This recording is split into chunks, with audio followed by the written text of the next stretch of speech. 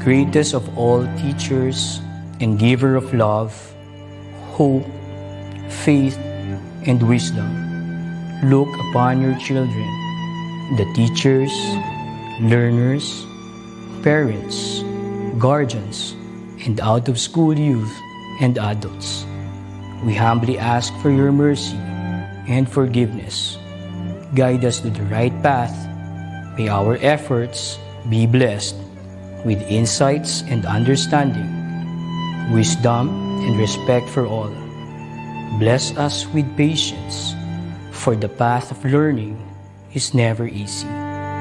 Bless our commitment to keep on learning new knowledge and experiences.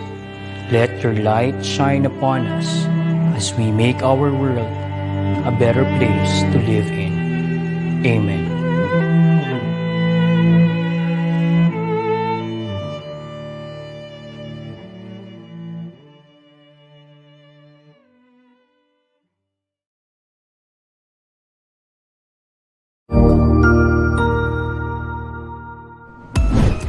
DepEd Vision. We dream of Filipinos who passionately love their country and whose values and competencies enable them to realize their full potential and contribute meaningfully to building the nation. As a learner-centered public institution, the Department of Education continuously improves itself to better serve its stakeholders.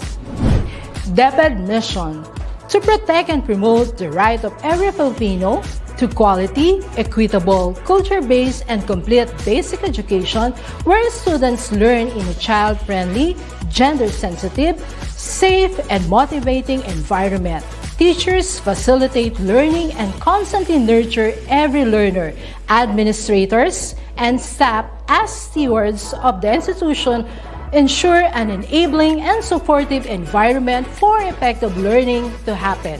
Family, community, and other stakeholders are actively engaged and share responsibility for developing lifelong learners. DepEd core values: maka-Diyos, makatao, makakalikasan, at makabansa.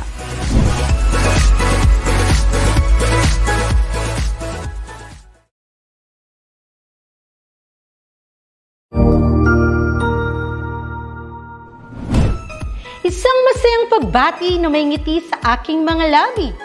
Naghahanap ba kayo ng makakatuwang sa pagre-review ng inyong anak? Meron yan sa DepEd. Ang ETUlay online tutorial ay libre at handog ng ating kagawaran sa pangunguna ng OUA ICTS EdTech. Ito ay isang proyektong makatutulong sa mga mag-aaral, katuwang ang mga magulang o kasama sa kani-kanilang tahanan para masagutan at maunawaan ang mga modules. Hangad din ng programang ETUlay ang matulungan ang ating mga guro sa kanilang mga blended learning classes. Ang ating ETUlay ay mula kinder hanggang senior high school. Bukod sa academics, meron din tayong mga special programs gaya ng All is Wellness, Reading and Math Remediation, Storytelling, Mommy Tech Talks, Classes sa Gramatika, Speech Class, Financial Literacy, at marami pang iba.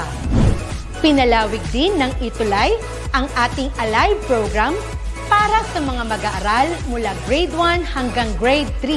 Gayon din ay mayroon tayong ALS program at SPED tutorials na makasisigurong makakamit ng lahat ang inclusive education. May SPED hotline na rin para sa inyong mga katanungan patungkol sa special education. Kaya, subaybayan mula Lunes hanggang Biyernes, mula 9:00 ng umaga hanggang 7:00 ng gabi ang ating ETUlay. Sa ating pagtutulungan, maiaangat natin ang bawat isa. Ating itutulay ang pagkatuto upang di mapigil ang pag-aaral ng kabataang Pilipino. Itulay natin ito, sulong edukalidad.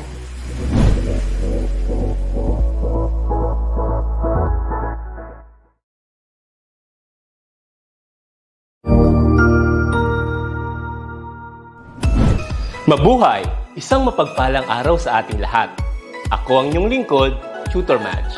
Welcome sa ating ETUlay, ang ating libreng online tutorial na hatid ng ating kagawaran ng edukasyon, ICTS, EdTech. Ang programang ito ay inaasahang makatutulong at maging karagdagang kaalaman sa mga mag-aaral mula kinder hanggang senior high school, ALS, Alive, at SPED learners. Bukod sa pagsagot ng mga modules, ang ETUlay ay may mga special programs din na siguradong aabangan ninyo araw-araw.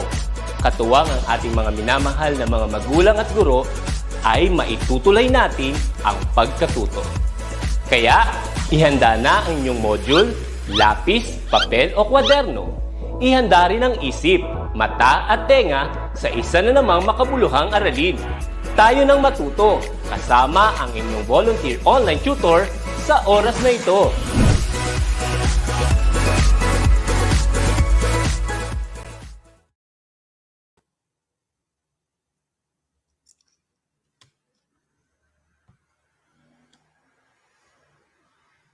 Ayan. Good morning! Good morning po sa ating lahat. Ayan, Happy New Year! So, we are here again po sa inyong MAPEH tutors. I am here with Tutor Dada pero hindi po siya makakasama ngayon kasi nagpapagalin po siya. So, get well soon Tutor A. Ayan. So, pero makakasama po natin siya sa kanyang video presentation. Okay. So, next po tayo, ma'am. Ayan. So, ang ating tatalakayin ngayon is all about basic steps of cha-cha-cha and waltz. So, be ready. Be ready mga cuties para tayo ay sumayaw at uminda. Ayan. Okay, next po, ma'am. And maraming po salamat po sa ating module from Pivot 4A. Maraming salamat po sa mga writers and editors po nito. Okay. So, next po. Ayan. So, ang ating unang tatalakayin ngayon is cha-cha-cha from the Latin and then punta naman tayo sa modern standard sa waltz. Okay? So, isa-isahin po natin yan. And then, ang ating... Okay, so before tayo mag-start, kailangan nating mag-warm up. Ayan. Kahit konti lang. Okay? Stretching tayo. So, pwede tayong tumayo or kahit nakupo lang kayo, wala kayong space dyan. Pero dapat may space po kayo.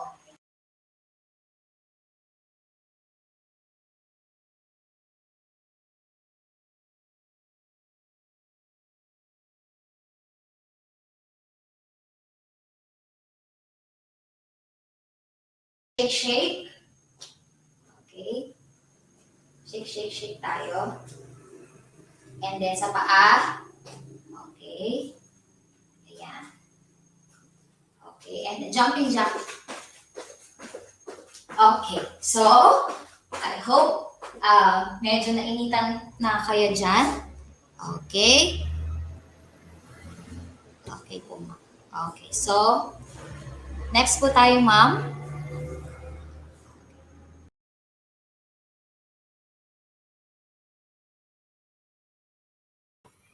Hello po, good morning. Tutor Twinkie, pa-unmute po yung inyong device.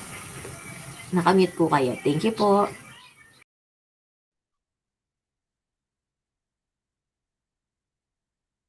Ayan. Okay na po ba?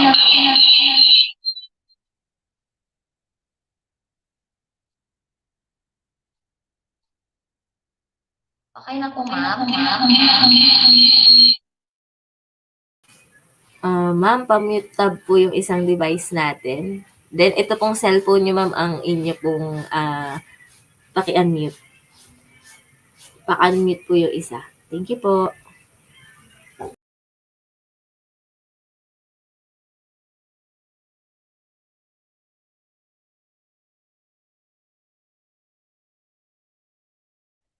Okay na po.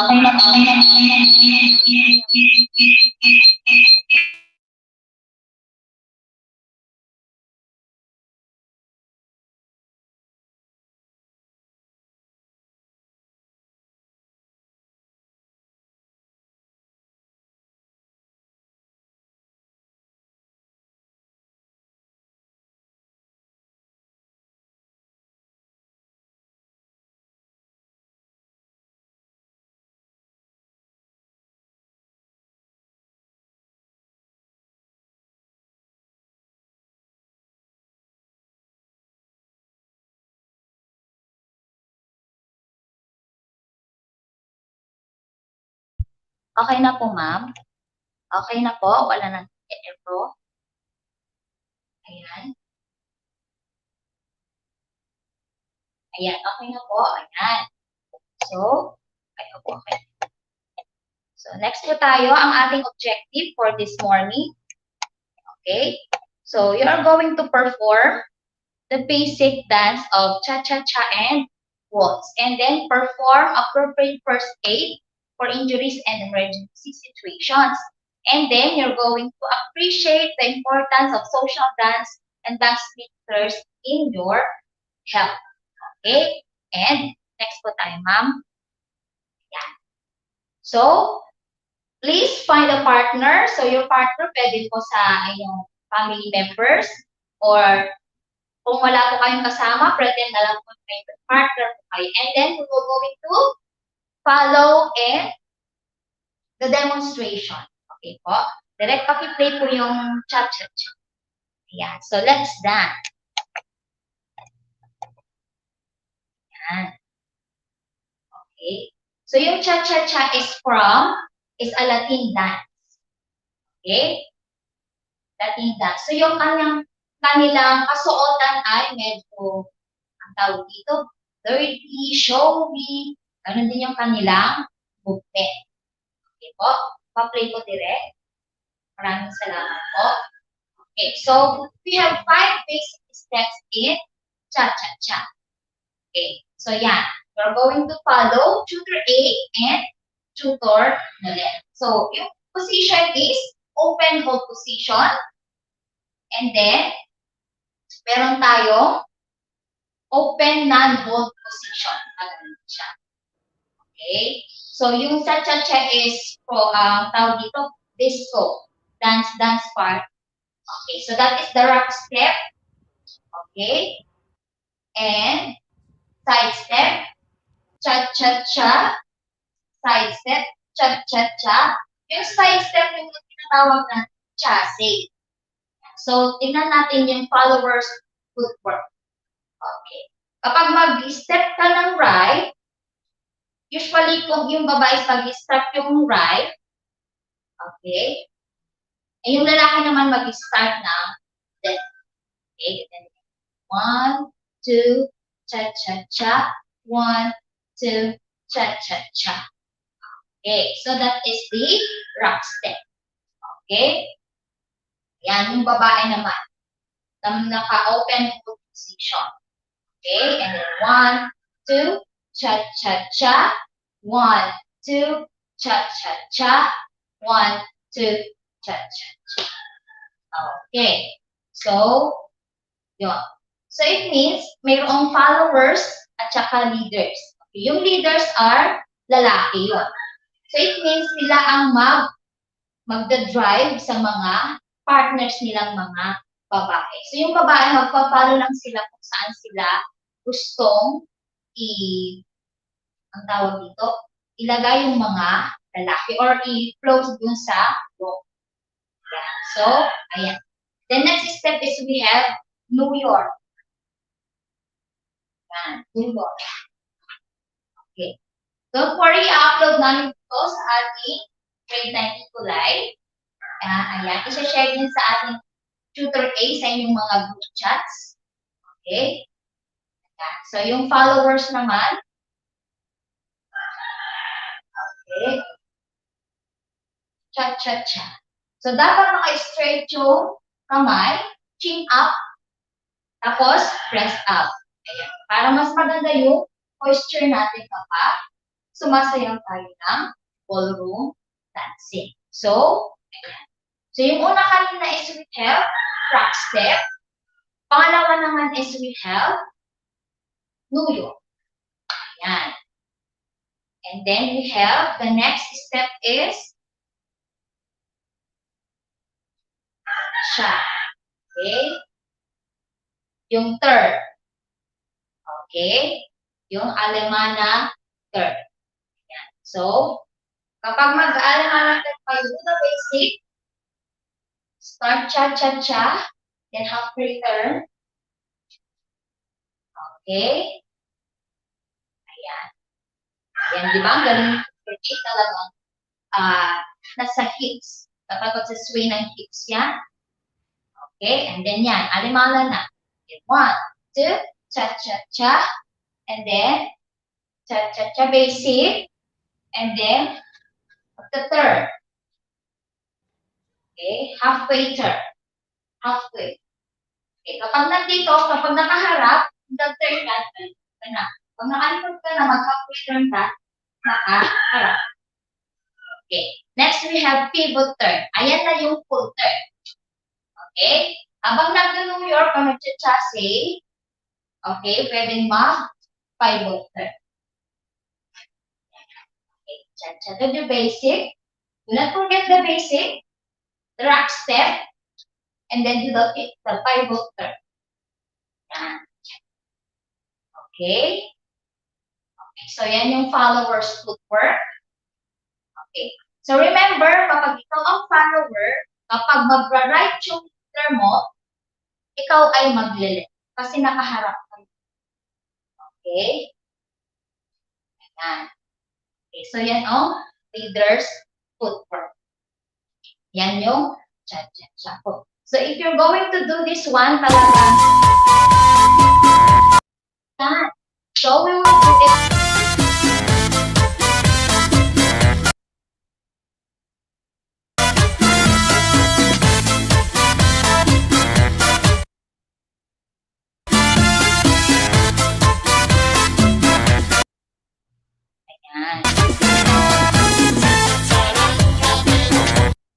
Apat na tayo. And then, basic. Sí, señor. Escucha mi chachara. Later. Es una cosa Third. especial. Escucha. Yan. Okay. So, those are the 5 basic steps in cha-cha-cha. So, in cha-cha-cha, ang gagamitin yung damit is yung medyo showy siya. Okay? And then that is for the Latin. Punta naman tayo sa standard, which is slow waltz. Okay? So, or waltz.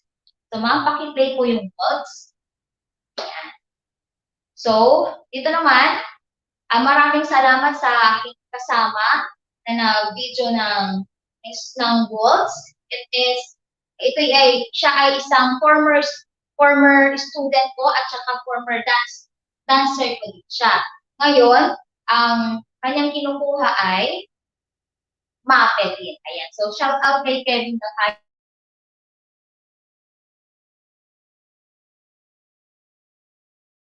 step. Okay? Yun ang pattern. Okay? Box step. When we say box step, square siya. Okay? There is a pattern, imaginary pattern sa floor na square. So, yun ang inyong pattern. So, we're going to step forward, and then step to side, and then transfer your weight, and then back, and then step to side again, then transfer your weight. Okay. So, ulitin natin yung box step. Okay? Okay, box step po.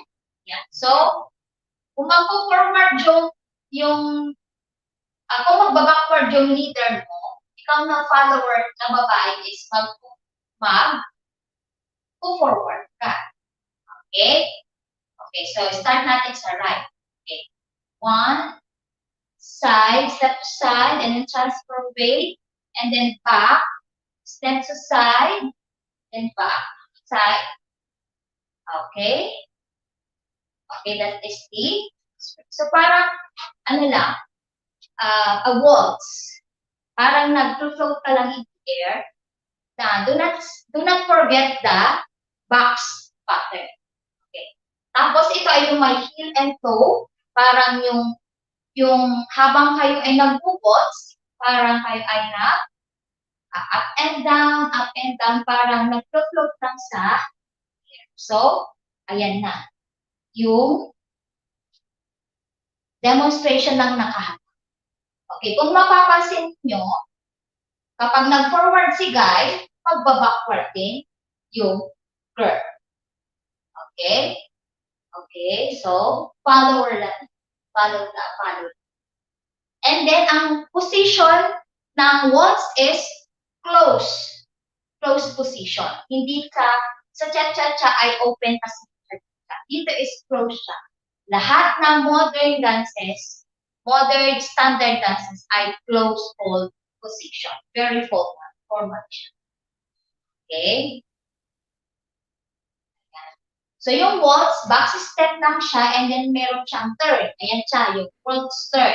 So, yung boy, mag-start forward sa right and then yung girl naman mag-start backward sa left.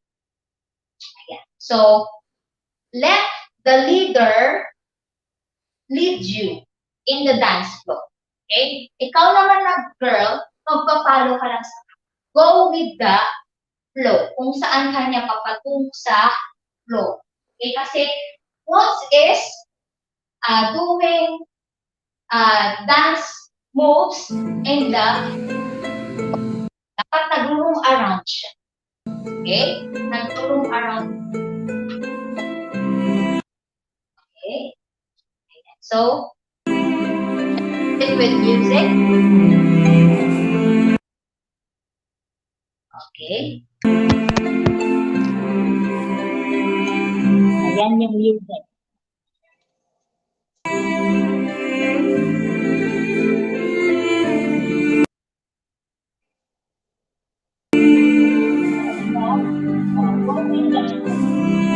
So, ang context ng waltz is 1, 2, 3, 1.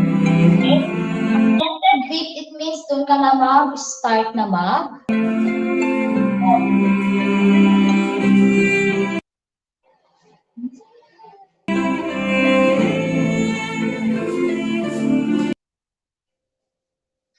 Okay? So, yan yung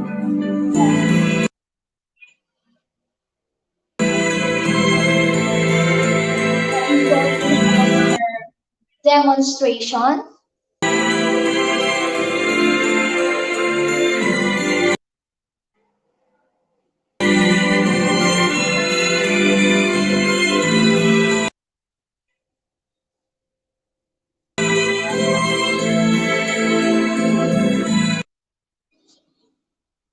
Ayan. So, ayan yung waltz natin. Okay? So, remember, in Latin, what kind of holding position sa Latin? Ayan. Ano po ang, mga cuties, ano ang holding position kapag Latin? Open ballroom ba o closed ballroom? Okay, please comment sa chat. Ayan. So, okay, let me see kung mayroong mga, wow, ang dami-dami namang nag-join sa atin. Ayan. Shout out po sa inyong lahat. Erika Kayo, 9, Binayakan. Ayan. Okay, good morning, good morning. Okay. Ayan. So, okay. So, sa Latin naman, sa Latin is open ballroom position siya at saka open non-hold position. Unlike sa modern dance is naka-close hold position siya throughout the dance. Okay po ba? Okay. So, next. Balik po tayo sa slide direct. Maraming salamat po. Ayan. So, ano ba ang gagawin kung habang kayo ay sumasayaw ng ballroom dancing at kayo ay na-sprain? Ayan. Or natapilok kayo kasi naka-heels kayo eh. Okay? So, ano ang mga first aid? Okay? So, i-comment nga sa chat box kung ano ang first aid ng sprain or strain. Okay? At saka, kung mayroong aksidente na, ang tawag dito, naapakan ninyo yung partner ninyo. Okay? Kasi naka-heels tayo, yung girls naka-heels. Pero, balik tayo sa heels. Yung heels is dapat hindi masyadong matangkad. Okay? Yung mga 1 inch lang para carry natin isayaw yan. Okay? Baka mag-i-stiletto kayo, ay naku, talagang mai-sprain kayo dyan. Okay. So, ano yung dapat gawin? First aid. Next po, direct. Next slide po. Ayan. So, first aid. Ano po yung first aid natin? Do you remember yung RISE method? Ayan. Ayan po. Okay. Before tayo pumunta sa first aid, dito tayo. So, after ninyo na panood yung video presentation, kayo naman ang magiging star of the day or star of the night. Okay, syempre, kayo ay magpa-perform. Okay. Kung wala kayong kasama, please, you may pretend na meron kayong kasama na lang, and then, kung meron kayong family members, you can ask them to join you to perform the cha-cha-cha and the waltz. And then you're going to record it, and you're going to pass it to your teacher via messenger or sa kanyang email account. Okay po ba? Okay, yan mga tuties, yan ang gagawin ninyo kasi pipili na kami ni Tutor A ang pinakamaganda performance. Okay? So, ano ba yung natin? Yung rating scale natin. Next po, ma'am. Okay. So, yung rating scale natin is we have 5. Ayan. So, we have outstanding, very satisfactory, needs improvement, and then 4. So, nasa module nyo yan. Okay? Pakibasa na lang yung rating. Okay? Or yung assessment form. Okay? Maraming salamat, ma'am. Next po tayo. Ayan. So, ito yung sinasabi ko kanina. Okay? Kapag meron kayong mga bruises or mga pasa-pasa, strains and sprains, sa tapilok kayo. Ayan. So, just simply apply RISE. Okay? You're going to rest. And then put ice on the affected part. Okay? So, every 15 minutes yun. Okay? And then, pagkatapos ng ice compress, mag-hot compress naman kayo. And then, we have, letter C is compression. Okay? Ano yung compression? Lalagyan mo siya ng elastic bandage. Okay? Para hindi magalaw ang tawag dito, hindi maggalaw yung affected area. And then, elevate mo yung part na yon. Okay? So, just simply apply RISE. Okay, ma'am? Next po tayo, ma'am. Ayan. Okay?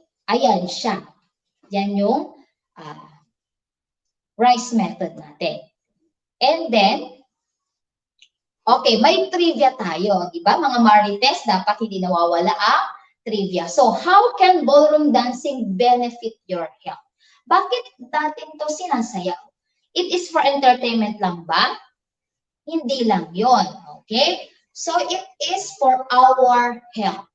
Okay? Kapag kasi, okay yung health natin at saka okay yung mental health natin, lahat ng well-being natin ay magkakasama niyan na magiging okay. So, ano po yan, ma'am?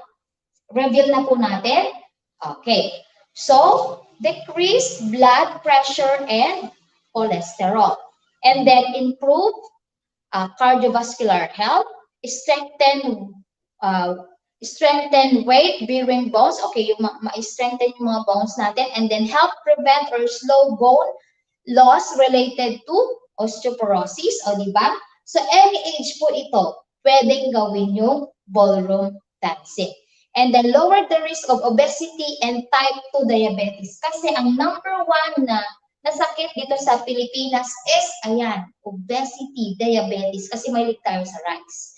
and then promote increase lung capacity, and of course, ngayong pandemic, in na yan, reduce stress and anxiety.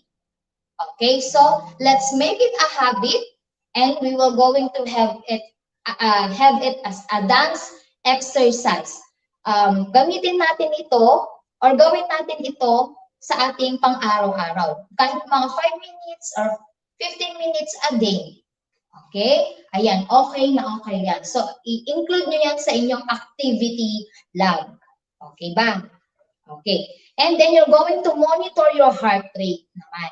Okay, bibilangin dito yung heart rate ninyo kung ilan yung, kung ikaw ba ay mayroong healthy heartbeat. Ayan. And then, mamomonitor mo pa dito yung weight mo. Ayan. Okay? Kung ikaw ba ay nabawasan o nadagdagan. So, very good yan sa ating health check. Okay? Next po tayo, ma'am. Okay, so that is yan ang ating Marites sa nasa ballroom. Ayan. Okay po. So, ayan. And, ayan po. So, before tayo mag-end, I hope po, mga cuties, I hope mayroon kayong mga natutunan. Okay? So, ano yung magbigay, put it in the comment box, magbigay ng isang basic step ng cha-cha-cha. Okay nga? Sige nga. Ano yung isang basic step ng cha-cha-cha?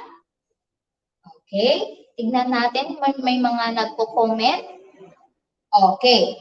So, ulitin natin. Yung mga basic is, we have rock step, we have New York, we have Alemana third, and then we have pivot third. Okay. And then sa waltz naman. Okay.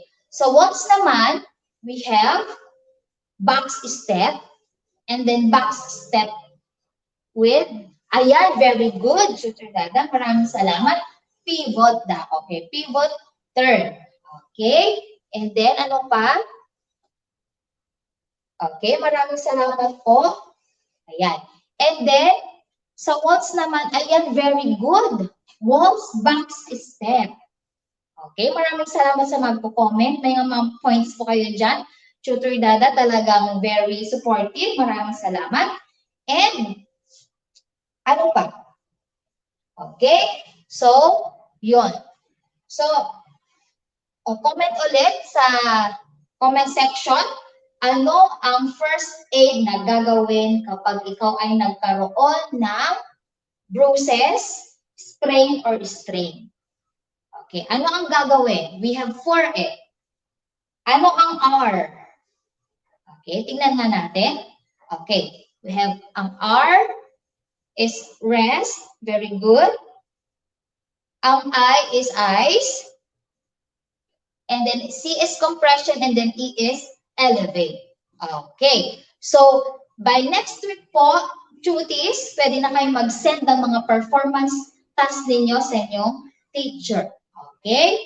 So, wala po kayong, bawal po mag-absent dito sa ating tutorial activities or tutor online classes. So, samahan niyo po kami every Tuesday, MAPEH 9, Music and Arts, PN Health. Okay? And then, wag po kayong aalis. May susunod pa sa Health with Tutor Chi. Okay? So, maraming salamat po, cuties, and ayan po yung mga co-tutors ko sa MAPEH. Maraming salamat po. And sa mga nag-join na mentees natin, tutors natin, cuties natin, maraming salamat. At wag po kayong mawawala, may susunod pa. And I hope meron po kayong natutunan sa ating online class kayo. Maraming salamat. Bye. Hello, good morning everyone. Happy New Year. Thank you, Tutor Twinkie, for introducing me. So ayan, na-prep up na tayo kanina ni Tutor Twinkie tungkol sa mga Latin dances, specifically yung mga ballroom dances. So wag kayong bibitaw sa amin kasi mas exciting pa yung ating pag-uusapan. So ngayon, namimiss natin yung si Tutor A, no? Tsaka si Tutor Ruben.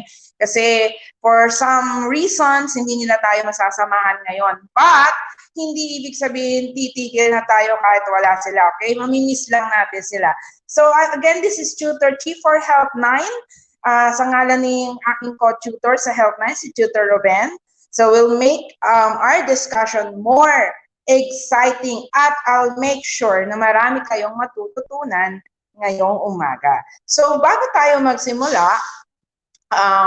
let me introduce to you our topic today. But let us have a short review of what we had nung last time na session natin na kasama natin si Tutor Ruben. So ang alam ko, diniscuss ni Tutor Ruben noon yung tungkol sa mga risk factors and protective factors in terms of drug use, misuse, and drug abuse. So ngayon, exciting to mga tutees, guardians, and aking mga fellow teachers to guide our mga tutees dahil ang pag-uusapan natin ngayon ay tungkol sa classifications of drugs being used. Okay? Paki-press down po yung slide. Yan. So meron po pala tayong 6 classifications of drugs of abuse. So again, i-review nga natin, natandaan po ba kung ano yung drugs of abuse? So ito yung mga drugs na abuso. Actually, meron silang mga medicinal purposes, pero instead, na-abuse sila. So ito po ay kina-classify into 6 classifications.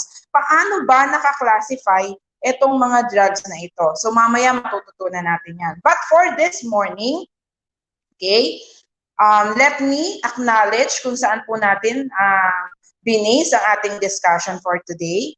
So kinuha po natin ito sa FIBOT 4A. So thank you po sa Region 4A para sa kanilang SLM na pinagbasehan natin sa ating discussion for today.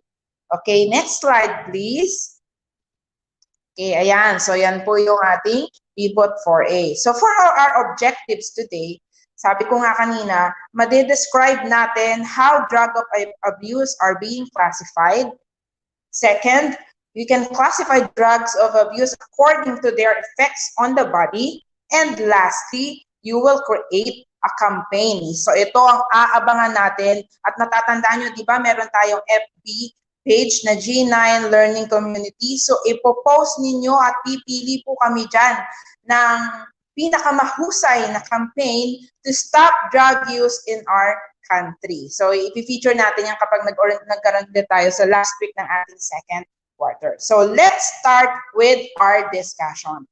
But, we'll start it with a game. Okay? So, ang giging game natin ay yung tinatawag natin Guess My Name. So, sa Guess My Name, may ipapakita akong mga pictures. Okay? May ipapakita akong mga pictures dyan.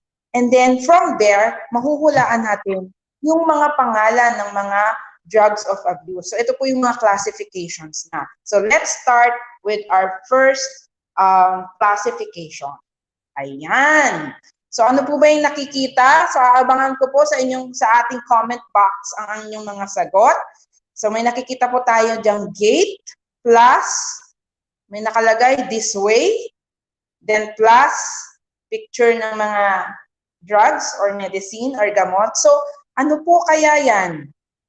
Ano po kayang classification based on those pictures na pag pinagsama-sama natin? Sige po, hihintayin ko po sa comment boxes natin. But habang hinihintay ko ang inyong sagot, let me greet yung mga nandito na nanonood sa atin. So, si Jillian Gomez, G9 Balanggiga of GMAX. Kanina nakita ko rin, acknowledge ko ang layo. Meron tayong viewers from Bisaya. And also Kabatuan, Isabela. Ayan. So, ano po ba yung mga, ano po itong tinutukoy natin dito? Okay, meron na pong sumagot. Sabi po ni Vince Camerino, gateway drugs. Tingnan nga natin kung ito nga ba ang gateway drugs. Okay, bravo! Sabi ni Tutor Ruben, bravo! Ito po ay gateway drugs. So, tandaan po natin yun ha. Ang mga dinidiscuss po natin ngayon ay isa sa mga classifications na pag-uusapan natin. So tandaan nyo po, meron tayong 6 na classification. So this is the first, gateway drugs. Next. Okay. Ano po ang nakikita dyan? May ant, and then, ano po yung nakikita natin sa first picture? Ano po kayang classification ito? Pag pinagsama natin ang mga pictures na yan, ano po yung mabubuo nating name? So, paki-shout out po kay Tutor Dada na very supportive talaga na naka-tutor natin. And also, Isabella May de la Cruz, ito yung sinasabi ko kanina, G9 Galaxy from Luis Feg Gomez, Diamantina National High School sa Diamantina, Cabatuan, Isabela. O, di ba nakakarating talaga tayo sa lahat ng sulok ng Pilipinas and even siguro worldwide. Okay, so meron na po sumagot dito. Sabi ni Eliza Ortiz Olaso, sabi niya, depressant. Depressant nga ba? Okay, clap, clap, clap tayo dyan, Eliza. So, yun nga po ay depressant. So, nakakailan na po tayo? Nakakadalawa na po tayo classification. So, we have your gateway drugs and we have your depressants. Next. Ayan. So, meron tayo dyan, ano ba to? Parang stem. Tapos, tinuturo nyo U. And then, may plant, but sabi doon sa baba, -P. So, ano po kaya classification ang tinutukoy dito? Sige po, wag po kayong mahiya. Mag-comment lang po tayo ng sagot natin sa comment boxes. Ayan. Good morning daw, sabi ni Emmy Grace Labores from Palawan. Ayan, may sumagot na napaka-active talaga ni Eliza Ortiz Olaso. Sabi niya, stimulant. Tingnan nga natin kung ito nga ba ay stimulant. You are the best, Eliza. Ito nga po ay stimulant. So, meron na tayong tatlo. Gateway drugs, we have your depressants, and then you have your stimulants. How about the next? Ano naman kayang classification to? Wow, Pinoy na Pinoy. Halo-halo to, di ba? Pero sabi doon, -halo. And then, sino? And then, ano ba itong last na picture natin? So, ano ba yung mabubuo natin dyan para ma-identify natin yung ating fourth classification?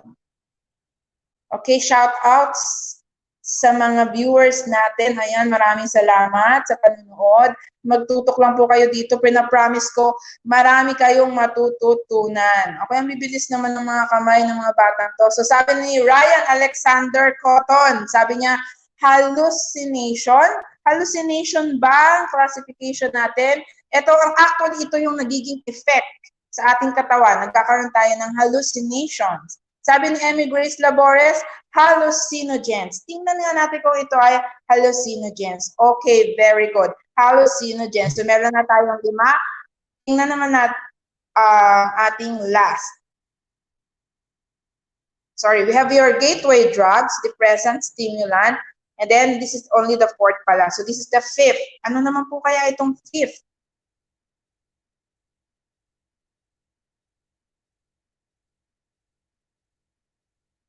Yan. So, meron diyang babae na nilalanghap niya ang simoy ng hangin, sariwang simoy ng hangin, at meron na naman tayong ants. Okay. So, ano po kaya ito, mga cuties? So, pag nahulaan natin to, this will be our 5th classification. Okay? Sige po, wag po kayong mahiyang mag-comment. I want also to acknowledge Ruth Dimi Ponsalan for helping us today. Maraming salamat. Okay, merong sumagot dyan. Sabi ni Eliza Barlis, inhalants. Kasi di ba yung babae, ini-inhale niya yung fresh air and then ants. So, inhalants. Tama ba? Nice. Eliza Barlis, inhalants nga po. Okay, now, next. Okay, so na yan, tapos na yung ating game. So, those are the 6 classifications of drugs abuse. So, ngayon, isa-isahin natin. Ano ba yung gateway drugs na yan, ma'am? Ano ba yung depressants, stimulant, narcotics, hallucinogens, and inhalants na yan? So, isa-isahin natin. Let's start from gateway drugs. From the word itself, cuties, gateway. So ang tatandaan niyo, di ba kaya nga kanina, ang picture na ginamit natin ay mismo gate. Bakit sinabing gateway drugs? Kasi daw, ito po ang mga drugs na easily accessible sa lahat at ito yung mga sinisimulan ng mga nagiging drug abuser or nagiging drug dependent. So, kapag ang good example po ng mga gateway drugs ay yung ating mga cigarettes and alcohols. Di po ba madali lang siyang ma-access? Pumunta ka lang sa sari-sari store, sa tindahan, bebentahan ka. Although meron tayong rule na hindi dapat tayo nagbebenta kapag you are below 18 years old, dapat ganun. Kaya lang minsan, hindi naman nagiging strict yung mga store. So kaya tinawag tong gateway drugs kasi ito daw yung mga drugs, ito yung mga gateway drugs or substances na easily accessible at madaling pag-eksperimentuhan at maabuso, especially ng mga teenagers. That can lead you to use more dangerous drugs. Pero, mga cuties, alisin po natin yung misconception, ha? Baka naman mamaya may makita kayo, ay ma'am, nakita ko po yung pinsan ko, naninigarilyo siya, so ibig sabihin po ba, drug abuser na siya? Hindi naman. Because not all cigarette or smoker or alcoholic beverage drinker ay na-get into use of more dangerous drugs. Sinasabi lang natin na kapag kayo yung na-expose mga teenagers or cuties natin sa cigarettes and alcohols, there is a higher chance of getting into more dangerous drugs and drug abuse. Okay? So tandaan natin ha, cuties, pakitandaan po, ang first classification natin ay gateway drugs. So first classifications ng drugs of abuse. Next, bago tayo magpunta sa second classification, may tanong muna ako sa inyo, cuties. Gusto kong malaman. So this is one of our branding questions, no? Something to reflect on. Why do people drink or smoke ba? Bakit nga ba gustong-gusto ng iba na uminom or manigarilyo? Ano bang nakukuha natin dito? Ano bang mga purpose nila? Bakit people get into drinking or smoking? Sige nga, paki-comment po sa ating comment box para malaman natin. And habang hinihintay ko inyong mga sagot, shout out to Jasmine Angeles, Rizalyn Sante, Ellen Gabuay. Ayan, so Magellan's Cross po, I guess, sa GMATS din ito galing. Si Jasmine Angeles from Pulong Buhangin National High School. Jasmine Angeles, saan ba yung Pulong Buhangin National High School na yan? Okay, so may sagot na dito si Kylie Tanyeka. Sabi niya, for mom, addiction or curiosity. Yun daw yung reason. Yes, isa po yun. Addiction or curiosity, especially yung mga teenagers, di ba? You love to explore and experiment on things. Kaya lang, minsan yung ating na-experiment ay hindi natin alam na hindi maganda ang effect sa atin. Sabi naman po ni Iya Grace Camacho na impluwensyahan po ng iba. Yes, pwede rin po yun. Enjoyment. Yan. Some people drink or smoke because of influence from friends. At marami pang iba. Ito sabi ni Marvin Pajarillo, to get rid of the problem. So marami tayong reasons. And some of those are for pleasure, diba? For recreation. Kasi minsan yung iba naiinip. Yung iba naman, katulad ng sinabi niya, out of curiosity. You love to experiment. And then, yung iba naman, dahil to get rid of the problem, dahil nakaka-relieve siya ng stress or anxiety. Okay? So now, let's go to our second classification of drugs. We have your depressant drugs. Yan. Ito, gusto ko pong tandaan ninyo ito, cuties. So, bibigyan ko kayo ng keywords para mas madaling yung matandaan. Ano ba yung depressant drugs? So, yung third classification natin mamaya, opposite siya nitong ating pag-uusapan. So, yung depressant drugs, from the word depress, ang ginagawa nito sa katawan natin is suppress or slow down your central nervous system. Kaya po, from the word depress, tinatawag din po itong downers. So down. Kapag downers ka or sinosuppress or slow down niya central nervous system o cuties, ano po ba ang nangyayari? Nagiging ka bang active, alert, or inactive? Pakisagot nga po ako dyan, mga cuties sa ating comment box. Kapag po ba ini-slow down or sinosuppress niya ang central nervous system, tapos ang keyword na natin doon, yung depressant drugs, they also call it downers. Okay? Downers or sedatives. So ano po ba yon? Okay, sabi ni Tanyeka, Kylie Shin, Tanyeka, inactive, di ba?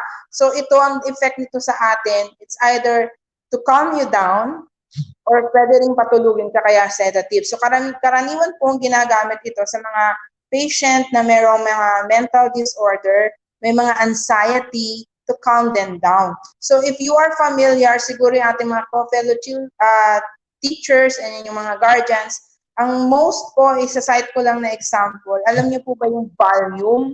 Ito pong Valium, ito po dapat ay prescription talaga ng doctor na binibigay sa mga pasyente na merong to treat their anxiety. But ito po ay na-abuse, instead na mag-take lang sila, hindi na nila susunod yung tamang dosage and frequency. Okay, so Valium is one example of depressant drugs. Okay, so kasama rin po dito yung mga tranquilizers, barbiturates, and hypnotics. So yung tranquilizer, kung nakikita ninyo doon sa mga animals, di ba, nakikita nyo, sinashot sila, yung parang binabaril sila, tapos bigla na lang silang nakakatulog. So sa tao, ganito din po yung tranquilizer. So ganun din yung effect niya. It suppresses, it slows down the central nervous system. So ang result nito is magiging inactive. Okay.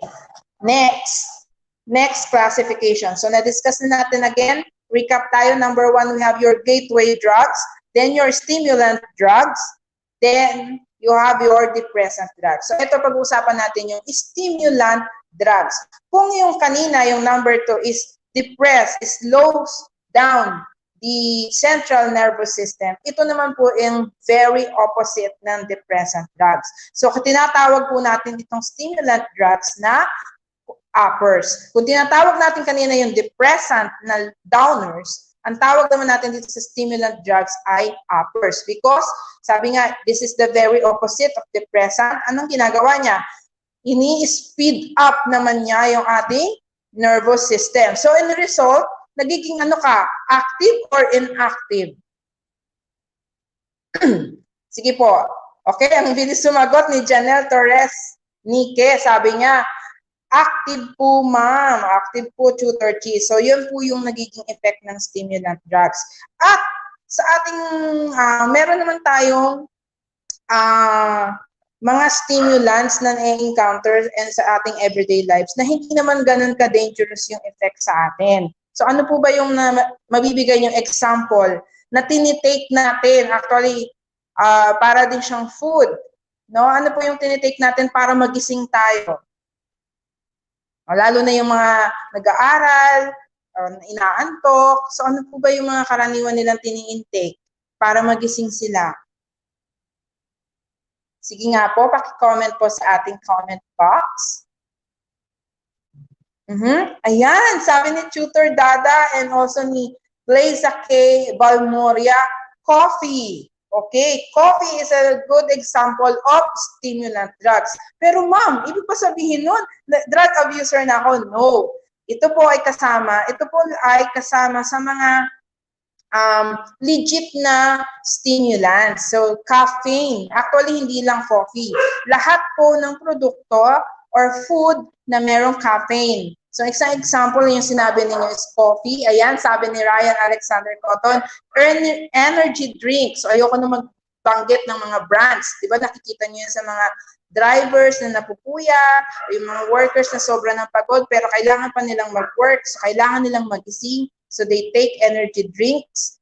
And then, present din po yan sa favorite nating chocolate and of course, sa tea. But, there are illicit in stimulants. Take note of the word illicit. Kapag sinabi natin illicit, it means illegal. So meron po mga illegal stimulants. So ito po yung mga example of stimulant drugs na naaabuso natin. So ang example po nito ay familiar na familiar tayo. We have your cocaine and your methamphetamine or yung tinatawag nating shabu. Disclaimer lang po sa ating mga guardians and co-teachers. Binabanggit po natin ito to educate our tutees, hindi para i-motivate sila to use these drugs So ine-educate natin sila para po mas naiintindihan nila at alam nila kung ano ba yung mga iba't ibang klase ng drugs of abuse. So again, we have our gateway drugs, we have our depressants, we have our stimulants. So let's go to the fourth classification of drugs. So ano po ba iyon? So ano po ating fourth classification? Next slide po please. Ayan. We have your narcotics. Alam nyo ba, cuties, kapag naririnig ko yung word na narcotics, what comes into your mind? Kasi ako pag narinig ko yung narcotics, ang naiisip ko agad dyan ay yung mga cancer patients. Kasi po itong narcotics, ang tawag din po dito, paki-take note po, cuties, painkillers. Okay? Kasi po talaga ito ay ginagamit to relieve yung mga sobrang pain na dulot ng, one example is yung cancer. Kasi kahit anong klase po ng cancer, talagang yan po ay laging with pain. At hindi lang basta-basta pain. Hindi siya basta pwedeng ma-relieve ng paracetamol lang, ng ibuprofen lang, mga tinitake natin ng mga medical, kung ano pang mga pain relievers na nabibili natin over the counter. Hindi po. This is a very potent. Pag sinabi natin potent, this is a very powerful pain relievers. Kaya ang tawag po dito ay painkillers. And usually, ito po ay ginagamit talaga sa medicine field na pang-relieve ng pain ng mga patients na mga may mental disorders and especially yung mga cancer patients. Okay. So, malinaw na po yan So, narcotics. So, we have our gateway drugs, depressants, stimulant, and we have your narcotics. So, our fifth classification is hallucinogens. Ayan. Hallucinogens. From the word hallucinogens, ibig sabihin po nito, may sumagot kanina, diba, sa atin yung na nag-guest tayo name. Sabi niya, hallucinations. So, ito po yung nagiging effect when a person takes hallucinogens. Nagkakaroon tayo ng hallucinations. Ano po ba yung hallucinations, Tutor Chi? Hallucinations are guni-guni. Nakakaramdam ka, nakakarinig ka ng mga voices, or nakakakita ka na hindi naman nangyayari sa totoong buhay. That's why sabi dyan, it gives you hallucinations, or it distort the reality. Hindi naman talaga nangyayari. Yung mga tao mo sa paligid, wala namang naririnig, wala namang nakikita, wala namang kakaibang nararamdaman. Ikaw lang yung nakakaramdam or nakakakita or nakakarinig ng mga ng kung ano, nakakarinig ka ng voices or may nakikita kang kakaiba. So ito po ang dinudulot ng hallucinogens. So hallucination. So yan ang tandaan niyo na keyword for when we talk about hallucinogens. Okay? So it makes you hear, see, or feel something na hindi naman nararamdaman ng mga tao mo sa paligid. Kasi in fact, hindi naman siya nangyayari sa totoong buhay, in reality. So those are our fifth classification. We have your hallucinogens. And last but not the least, ano po yung ating sixth classification? Ayan. We have your inhalants. Wait lang. Balik po tayo doon sa ating fifth, yung hallucinogens. Balik lang tayo doon sa slides. Baka may magtanong sa inyo, Ma'am, may nakikita po akong mushroom doon sa picture ninyo sa slide ng hallucinogens. Akala ko po kasi drugs lang yon, no? So parang mga tablet lang lagi, capsule or caplets, ganyan. So, bakit po may mushroom dyan? Paki-take note po. Ito po yung tinatawag nating magic mushroom. Okay? Tawag nila magic mushrooms. Why? Because this type of mushrooms have a certain substance that when you intake these mushrooms, magkakaroon ng hallucinations effect. That's why it is also considered a hallucinogen. I want to I want to share yung headline na nabasa ko sa Philippine Star way back November 11, November 17, 2019. That was before the pandemic. Natatandaan ko doon, our DepEd Chief, si Secretary Briones, warned the authorities dahil maraming nare-report na cases ng mga high school students na dinadala sa hospital because of the effect of deadly hallucinogens, which is itong mga magic mushrooms. So saan po ito nangyayari? Karaniwan po nangyayari ito sa mga rural areas. Bakit po? Kasi ito pong mga magic mushrooms ay nakukuha lang sa mga tabi-tabi doon sa probinsya. At na-find out ito ng ibang high school students natin na meron siyang effect, the same effect ng mga hallucinogens na drugs. Okay, so kaya po ang nakakalungkot dito, kailangan winar ni Chief Secretary Briones yung mga authorities na i-guide yung ating mga students because wala naman ito sa ating law. Hindi siya kasama sa law na pinagbabawal yung paggamit ng magic mushrooms.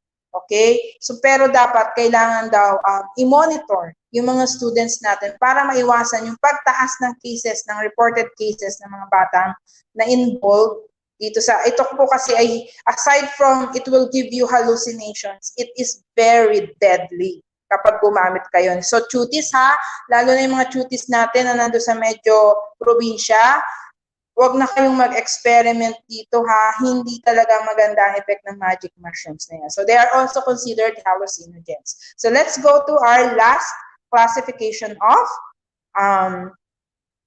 ating drugs. Yan, ito po yung tinatawag nating inhalants. Inhalants are very common. Sabi dyan, makikita lang ito sa inyong household. Why? Some of the common examples ng inhalants ay yung mga rugby, acetone, solvent. So, di ba ito yung mga construction materials na minsan present sa bahay natin? Yung mga paints, yan. Dahil di ba meron silang kakaibang amoy, medyo mababango sila. But, still, these are chemicals na kapag in-inhale natin, nagkakaroon din po ito ng effect sa ating central nervous system. At ang effect po nito ay para kang ring the same effect of alcohol intoxication. So para kang ring uminom ng alak. So ganun yung magiging effect. I just want to share an experience of mine. Alam niyo po ba, hindi ko naman nila lahat, pero naka-encounter po kasi ako ng, alam niyo po yung mga namamalimos na mga bata. So, na-encounter ko po yun. Binigyan ko po sila ng that time siguro parang a peso or 5 peso coin. So, nalungkot ako kasi nakita ko siya nung binigyan ko siya ng pera, bumili siya ng rugby na nilalagay lang sa plastic. Kaya makikita nyo dyan sa picture natin. Nilalagay sa plastic and then ini-inhale nila yun ng ini-inhale. Kaya later on, makikita nyo, drogy na sila. So, wag nyo pong itong itatry. Alam ko po yung mga rugby na yan, when you buy these items sa mga construction supply materials or yung mga hardware, hindi sila basta-basta nagbebenta niyan. Kailangan hingan kayo ng ID as a proof na kayo ay 18 years old na. So, hindi po yan basta-basta din nabibili. Okay? So, but we have to be cautious, guardians and parents, kasi ito po minsan ay available lang din sa ating household, lalo na kung nagpapagawa tayo sa ating bahay. Okay? So again, so those are the 6 classifications of drugs. So next week, sa ating next session, pag-uusapan natin what are the effects of these 6 classifications of drugs. Iisa-isahin natin. Ano ba talaga ang nangyayari? Ano ba yung short-term and long-term effects ng paggamit ng 6 na classifications of drugs of abuse na ito. So again, as a recap, we have your gateway drugs, you have your depressants, stimulants, narcotics, hallucinogens, and inhalants. So those are the 6 classifications of drugs. So para doon sa ating kanina, punta na tayo doon. So, diyan sa module ninyo, At sinabi natin nga, no, gagawa tayo ng isang maigsing slogan about prevention of drug use and abuse in the Philippines. So hihintayin po natin yan ha. I-post po natin yan doon sa ating FB na G9 Learning Community. So ipopost ninyo dyan. Pipili po kami dyan ng pinakamahusay na campaign slogan about prevention of drug use. So but before we end, tingnan natin kung talaga may natutunan ng ating mga estudyante. So let's have first a short pop quiz. Okay, number 1. Next slide please. So ito po yung multiple choice. You just have to choose the letter of your answer. Okay, number 1. Ayan. Okay, this kind of drug is distorting reality and facts once taken by a person. So ano ba ang classification of drugs yan? Katulad sinabi kanina, nadi-distort ka from reality, nakakarinig ka ng kung ano-ano, nakakakita, na hindi naman nararamdaman ng iyong mga kasama sa paligid ng mga tao, sa paligid mo. So ano po ba ito? Tingnan nga po natin. Sabi ni Kylie Tanyeka, letter A, hallucinogens. Hallucinogens nga ba? Okay, paki-press nga po. Okay, very good. These are hallucinogens. Okay, number 2. Okay, number 2. There are 6 classifications of abuse drugs. Which of the following abuse drugs is being referred to as legal drugs that anyone can buy and try? O, ito yung sinasabi ko kanina. Kahit sa sari-sari store, pwede mong mabili. At ito yung nagli-lead sa'yo to use more dangerous drugs. Okay, paki-comment po sa box natin yung number and then letter na inyong sagot. So ano nga po ito? Sabi po ni Tutor Dada, number 2, letter C, gateway drugs. Ganon din po sabi ni Marvin Celis Pajarillo, Janelle Torres Nike, Francesca Alfonso, sabi nila letter C. Tingnan nga natin kung letter C nga. Okay, tama po kayo, gateway drugs. Let's go to number 3. Okay, number 3 is a type of drugs of abuse that can be found in ordinary household chemical products. Ayan, yung sabi ko, nandyan lang minsan sa bahay ninyo. Lalo na kapag ang parents ay may pinapagawa sa bahay, maraming mga ganyang materyales. Pero alam ko, sabi ko, sa mga hardware, hindi yan basta-basta binibenta sa mga minors. So ano po ba iyan? Sabi ni Samantha Stender, 3D, inhalants. Tama nga po ba, inhalants? Okay, very good. Yan din pong sagot ni Jericho, Bernardo, Isabel de la Cruz, and Jada Lima. Okay, number 4. Ang gagaling naman ng mga cuties ko. Mukhang nakikinig. Okay, so yun na lang pala tayo. Okay, so dahil wala na tayong time, iiwanan ko na lang po ang quotes na ito sa inyo from Bob Riley. Sabi niya, drugs are the enemies of ambition and hope. And when we fight against drugs, we are fighting for the future. Again po, sana po marami po kayong natutunan kay Tutor C. Sa ngalan po ng aking kasama, si Tutor Ruben, and aking mga kasamahan sa MAPEH 9. Magkita-kita po ulit tayo sa every Tuesday, 9 a.m. to 10 a.m. dito sa MAPEH 9, your home for arts, singing, dancing, and saving lives. Again, ito po si Tutor T. See you next session. Paalam!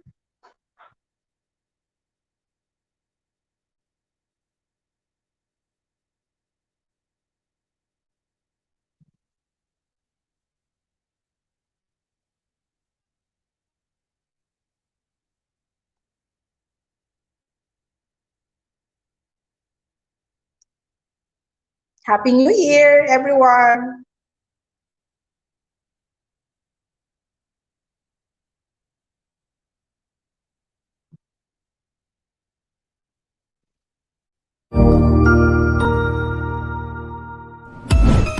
Ang bilis ng oras, no? Natapos na naman ang ating ETUlay online tutorial sa araw na ito. Ikaw ba ay may mga bagong natutuhan? Kung opo, abangan bukas ang ating mga kaabang-abang na ETUlay program. Gamitin ang hashtag ETUlay Level Up. Kita-kits bukas!